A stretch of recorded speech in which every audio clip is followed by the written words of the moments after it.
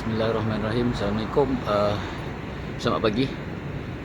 Hari ini sampai target. Saya nak target daripada kapal Flor de l'Amour tu sampai ke Kampung Moten. Semalam tak capai sebab hujan. So jarak is about 2.5 km sampai sini one way. So two way about 5 km untuk pelari marahin macam saya ni.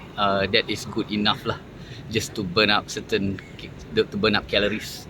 So kalau kita tengok belakang ni, daripada muara Sungai Melaka tu sampailah ke area ni, especially dekat Bandar Hilir tu sendiri, nobody knows about. Lebih kurang dalam 500 tahun dulu, ke 600 tahun dulu, keliling kawasan tu sebenarnya ada kota. Bukan kota yang dibina oleh Portugis dan Belanda, tapi sebelum tu kota yang dibina oleh Empire Melaka sendiri, yang merentah Melaka lebih daripada 100 tahun. Di zaman Perang Meswara sampailah ke Sultan Mahmud Shah masa dia lari pergi ke Bintan, dan kemudian disambung pemerintahan oleh anak dia sehingga jatuh sepenuhnya kerajaan Johor Riau juga.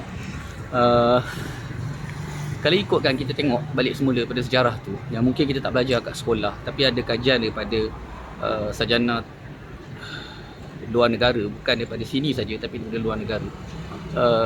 Melaka diserang oleh Portugis masa tu, yang diketuai oleh Afonso de Albuquerque, sekitar lebih kurang dalam 700 orang, ya.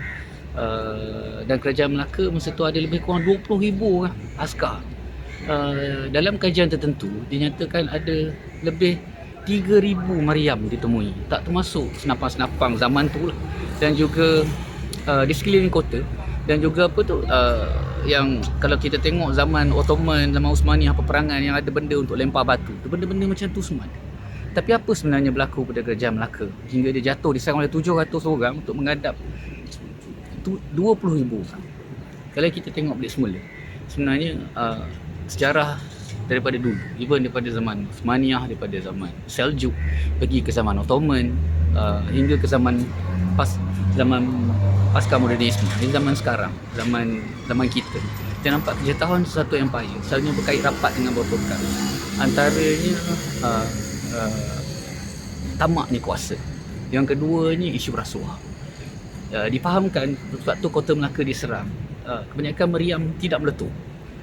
Malah serangan dilakukan oleh sebahagian daripada pedagang sendiri yang tidak berpuas hati dengan kerajaan Melaka, especially mungkin pengurusan Shah Bandar ketika tu, dan juga oleh kapal-kapal daripada Melaka sendiri, kerajaan Melaka sendiri, yang berpaling tadah kerana menerima rasuah. Dan sebab itu juga kota Melaka pintunya dibuka. Kita ada dengar banyak nama yang disebut dalam kejadian-kejadian yang berlaku, tapi sebenarnya isu yang berlaku bagi kejatuhan satu empire, satu kerajaan, rosaknya satu masyarakat kerana perkara-perkara berikut, right? Especially benda berkaitan dengan rasuah, benda berkaitan dengan integriti. So itu sesuatu yang kita tak boleh ambil mudah, sesuatu yang kita masyarakat, khususnya untuk kita didik anak-anak kita bahawa integriti sesuatu yang penting.